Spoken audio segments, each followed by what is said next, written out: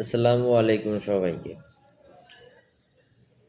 মাঝে মাঝে তো রাজনীতি নিয়ে আলোচনা করি। সেই রাজনৈতিক আলোচনার সুবাদে একটা ছোট্ট রাজনৈতিক আলোচনা শেয়ার করি। ছোট রাজনৈতিক আলোচনা বলতে আমি আমার যে জেলা নেত্রকোনা জেলা, আমি তো নেত্রকোনা জেলার মানে সুযোগ্য কুযোগ্য যে কোনো যোগ্যই হোক না কি জন্য সেই জেলার ছেলে, সেই উপলক্ষে আমি বলতেছি আর কি, কোঠা আন্দোলনের সময়ের ঘটনা সেটা, যে ঘটনাগুলো ঘটছে। কারণ আমি এবং আমার কিছু বন্ধু যারা আছে তারা হচ্ছে প্রত্যক্ষদর্শীভাবে একদম সরাসরি হচ্ছে যে মানে সব কিছু দেখছি। ব্যাপারটা এমন না যে কোঠা আন্দোলন করছি। আমি এই কথা বলবো না যে আমি কোঠা আন্দোলনে ছিলাম, আমি অমুক করছি তমুক করছি, ভাই আমি এটা পাই নাই কেন, ওইটা পাই নাই কেন, এরকম কোনো কিছু না। কিন্তু সবথেকে মজার ব্যাপার যেটা, সেটা হচ্ছে যে আমাদের নেত্রকোনাতে কোনো কোঠা আন্দোলন হয়নি। আমাদের নেত্রকোনা অন্ততপক্ষে সদরে কোনো কোঠা আন্দোলন হয়নি। হ্যাঁ, কোঠা আন্দোলনের ক্ষেত্রে যে ঘটনাটা ঘটছিল খুব সম্ভবত একদিনের একটা ঘটনা। সেই ঘটনাটা হচ্ছে কত তারিখের, তখন ইন্টারনেট বন্ধ। তারিখটা খুব সম্ভবত হবে গিয়ে হচ্ছে আপনার 24-25 তারিখের মতো বা 26 তারিখের মতো, এরকম একটা ডেটে। তখন কিছু ছেলে মেয়ে, বাচ্চা ছেলে মেয়ে প্লাস হচ্ছে যে স্কুল কলেজ, তখন আমরা নিজেরাও একটা ওই রকমভাবে বলতে পারেন যে হ্যাঁ, সাহস নাই এই কথাটা বলাটা ভুল। কারণ হচ্ছে যে নেত্রকোনা ভাই এমন কোনো জেলা শহর না যে জেলা শহরে আপনারা কেউ মেরে ফেলবে বা এই ধরনের কোনো ঘটনা ঘটবে। আর নেত্রকোনাতে এমন আওয়ামী লীগের কেউ নেই।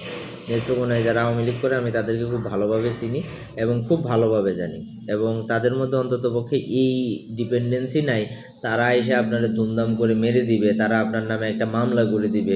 ওই ধরনের চিন্তাভাবনা নিয়ে ওরা আওয়ামী লীগ করে না। ঠিক আছে, আওয়ামী লীগ করে, আওয়ামী লীগ করলে যে সবাই খারাপ তা না। আচ্ছা, তো কোঠা আন্দোলনের সূত্রপাত থেকে প্রথম থেকেই আমি ঢাকায় ছিলাম। বলতে প্রথম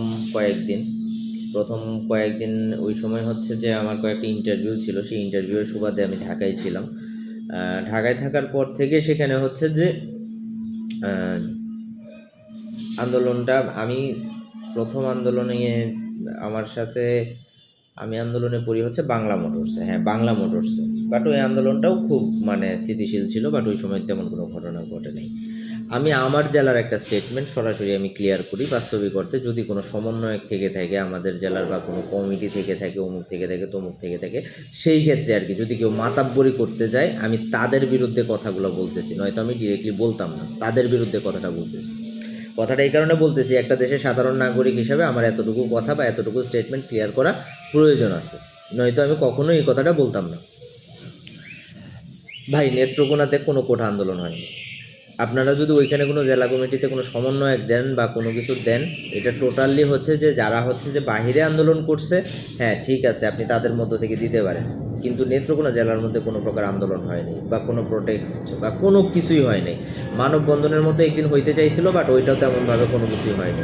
আর নেত্রকোনায় কোনো হামলা ভাঙচুর মামলা কোনো কিছুই হয়নি, এবং নেত্রকোনার মতো শান্তিপূর্ণ জায়গা কোথাও ছিল না। অন্ততপক্ষে নেত্রকোনা সদর, বাকি 10টা আসন আরও যে 10টা উপজেলা আছে সেই 10টা উপজেলা সম্পর্কেও যতটুকু তথ্য আমার জায়গা থেকে আমি জানি, সেই আমার জায়গার তথ্য অনুযায়ী আমি যতটুকু জানি যে ওই রকম কোনো ঘটনা ঘটে নাই। এবং আমি এটা একদম টোটালি আমার ফেসবুক ডিরেক্টলি আমি আমার ফেসবুক পেজ না, আমি সরাসরি আমার যে ফেসবুক আইডি আছে সেখানে আমি প্রকাশ করবো, যেহেতু আমার অনেক নেত্রকোনার মানুষজন আছে, ভাই ব্রাদার আছে, এবং ম্যাক্সিমাম মানুষকে কী করা হচ্ছে, হামলা মামলা দেওয়া হচ্ছে।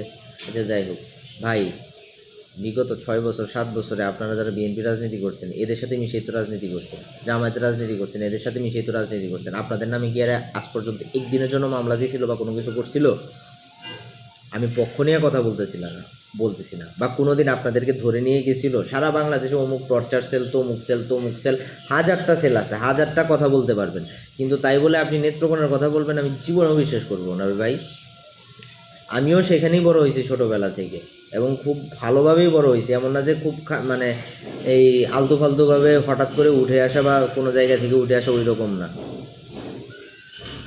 সুতরাং নেত্রকোনাতে যদি ভাই কোনো সমন্বয়ক কমিটি দিয়ে থাকেন আন্দোলনের কারণে বা আন্দোলনের প্রেক্ষিতে, তাহলে সেটা অন্তত কাম্য না।